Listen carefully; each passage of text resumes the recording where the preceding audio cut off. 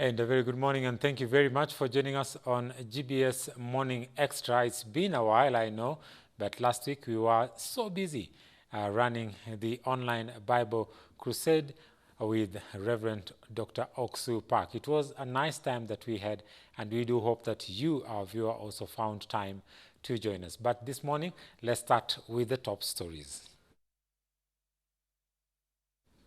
Now, Kenya's President Uhuru Kenyatta on Saturday announced the ban of movement across the country's borders with Tanzania and Somalia to help curb the spread of the coronavirus pandemic. He exempted cargo trucks but said drivers would have to be tested for COVID-19. The same measures would apply on the border with Somalia. Kenyatta also extended by 21 days an existing dusk to dawn curfew and ban on movement in and out of areas of Kenya's worst hit by the coronavirus outbreak. Kenyatta said that authorities had so far prevented 78 truck drivers from neighboring countries, including Tanzania and Somalia, from entering Kenya after they tested positive for the COVID-19. Actions that has led to 50 deaths. Indeed, fellow Kenyans, it is disturbing to note that close to 30% of these recorded deaths occurred at home. I'll take this opportunity on behalf of all Kenyans to send my heartfelt condolences to the families and friends of those that we have lost to this pandemic. In the last week, we have unfortunately witnessed an increased number of imported cases among individuals crossing into the country through our borders. And these new areas have become a matter of grave concern to us. Among the positive cases that have been registered in the country this last week, a total of 43 cases have recently crossed the border from neighboring Somalia and Tanzania.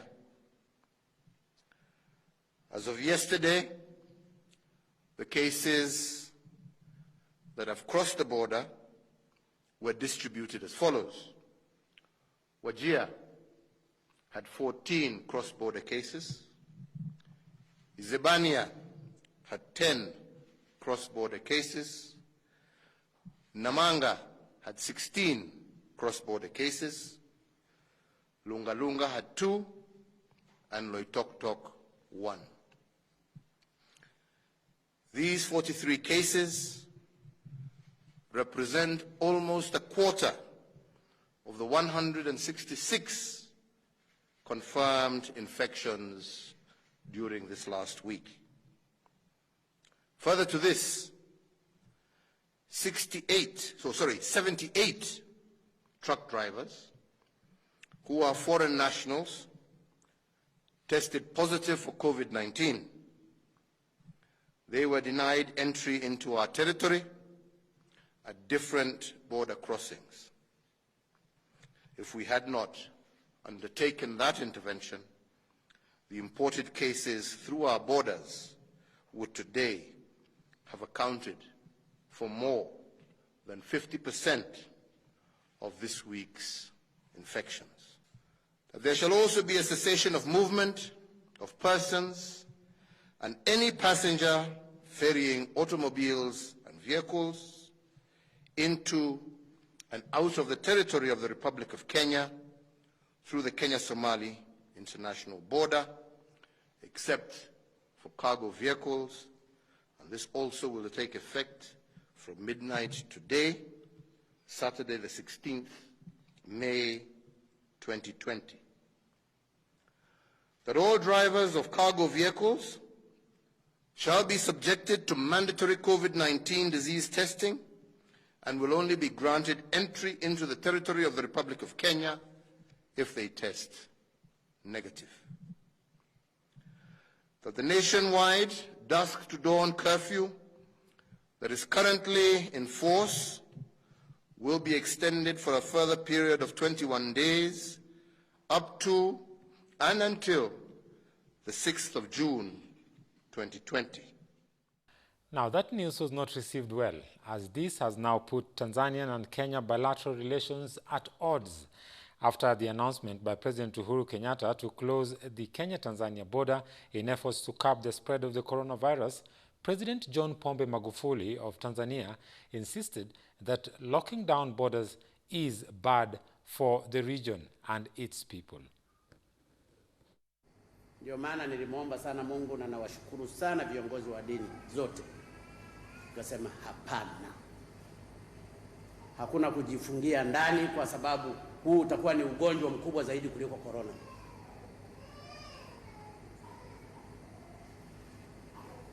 Lakini watu kishawafungia ndani utawalisha chakula.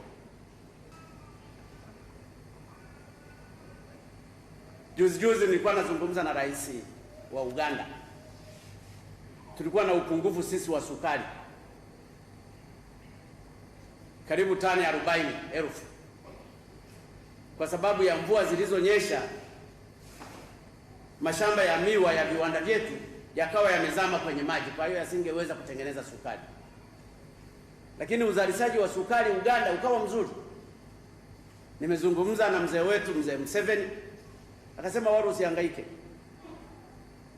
Tutakuuzia tani 26,000. Ameshatuuzia na tani zimeshaanza kuja hapa. Kwa hiyo wala hakuna upungufu wa sukari. Sasa mipaka tungekuwa tumeifunga, tungepata hiyo sukari kutoka Uganda. Elsewhere, Tanzania's Ministry of Health on Sunday announced new directives targeting cargo trucks and goods from within the East Africa community, with the measures meant to control the spread of the Covid-19.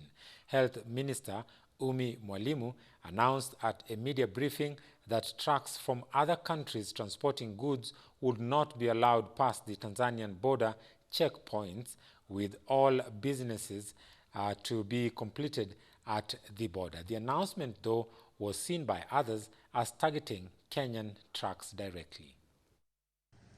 Bidhaa zinazotoka nchi nyingine hasa kutoka jirani zetu wa Kenya zitakuja kufaulishiwa hapa. Bidhaa za nchi nyingine licha ya Tanzania na Kenya, lakini zimepitia Kenya zikaja mpaka hapa, wanaohusika watakubaliana kibiashara na kupitia mamlaka zetu za pande zote zile za nchi. Kwa mfano kama mzigo huo hauingii hapa, unapitia Tanzania lakini unakwenda nchi nyingine, wenye bidhaa hizo wanaotoka nchi zingine kama Burundi, Rwanda na kadhalika, watawasiliana na wateja wao, watajua namna ya kufanya.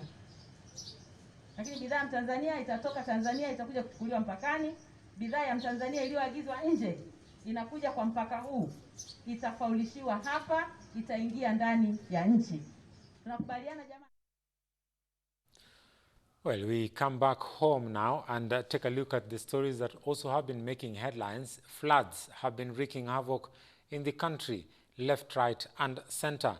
Residents and motorists using the Kisian-Osenge-Osieko Road complain of the state of the roads, especially at the Goe Course Way, which has been affected by flooding as a result of the backflow of the water from Lake Victoria, whose level has been rising steady in the last few weeks.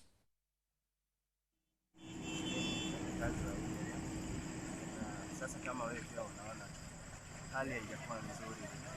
Sasa hata kazi tunapita hivi, pikipiki zetu zinaharibika, na sasa unaona kama wengine wetu wakivuka hapa inabidi wanatembeza hiyo pikipiki bila kuvuka ule yada. So it is not safe anyway.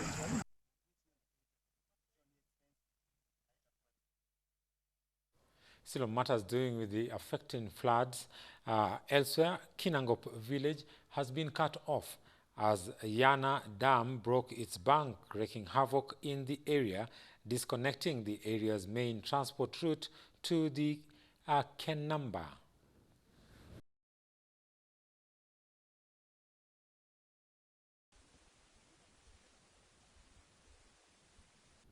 Now we cross over to the western part of the country, where a section of leaders from Western Kenya region have petitioned the national government to urgently address the perennial issue of floods in Budalangi area in Busia County instead of focusing so much on the coronavirus.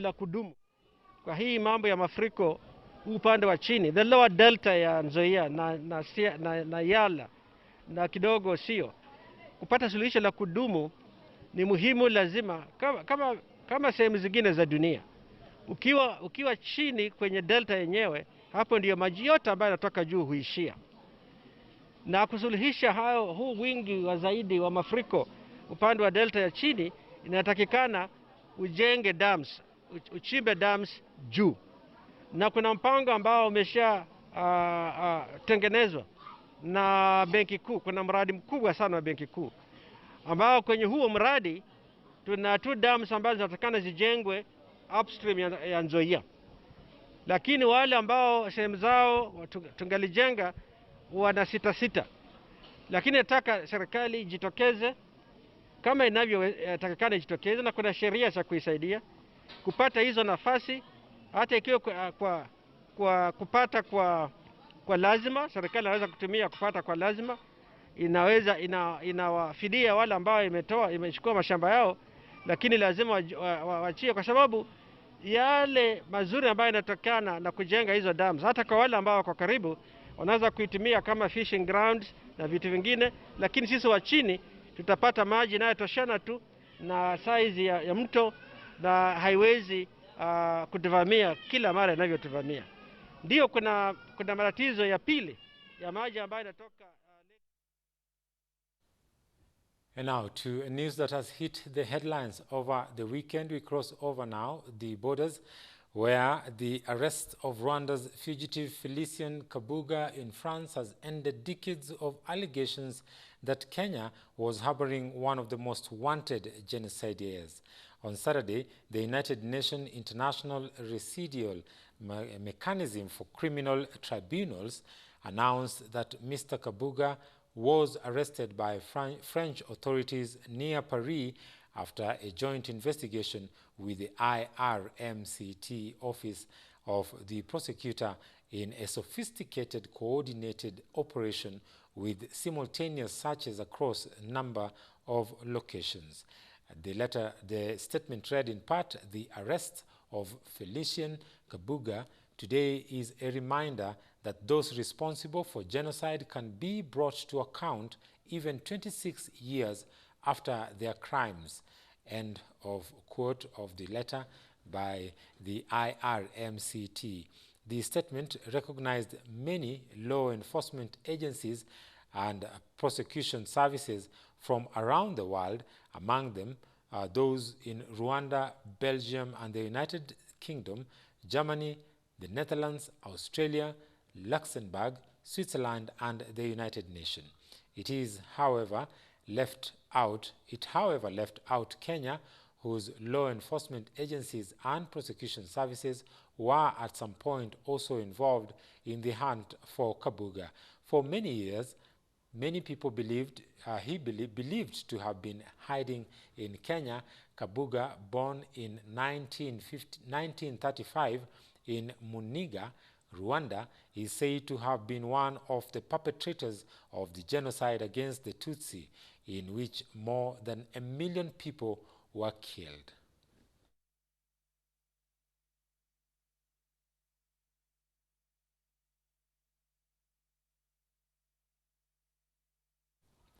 Well, indeed, they call it the long arm of the law. It will catch up with you even after 2.25 decades.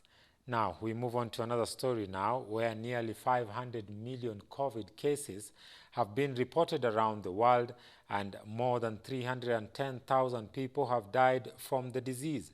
On Sunday, the U.S. reported more than 25,000 new cases and more than 1,500 deaths, rising its death toll to more than 88,000.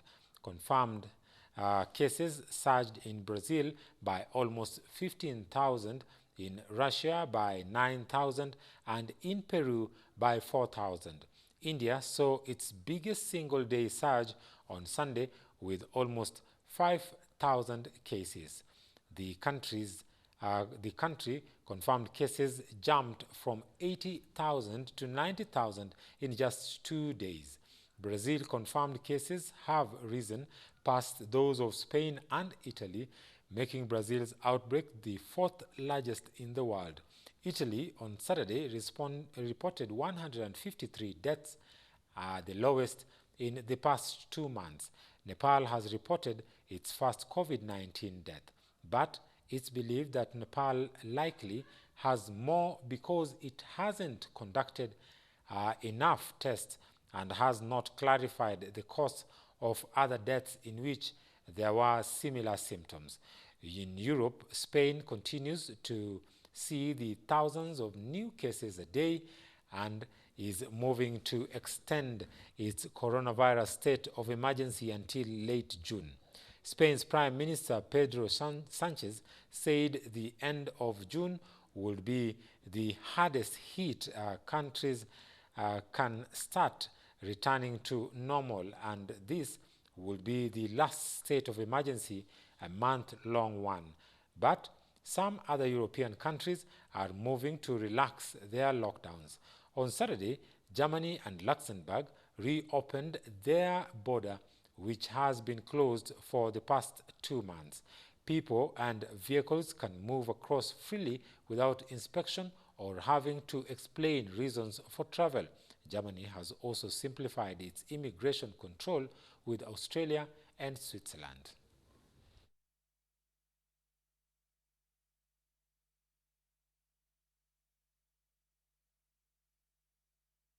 That brings us to the end of our first segment of GBS Morning Extra, but don't touch that dial. We'll be right back with our guest for today.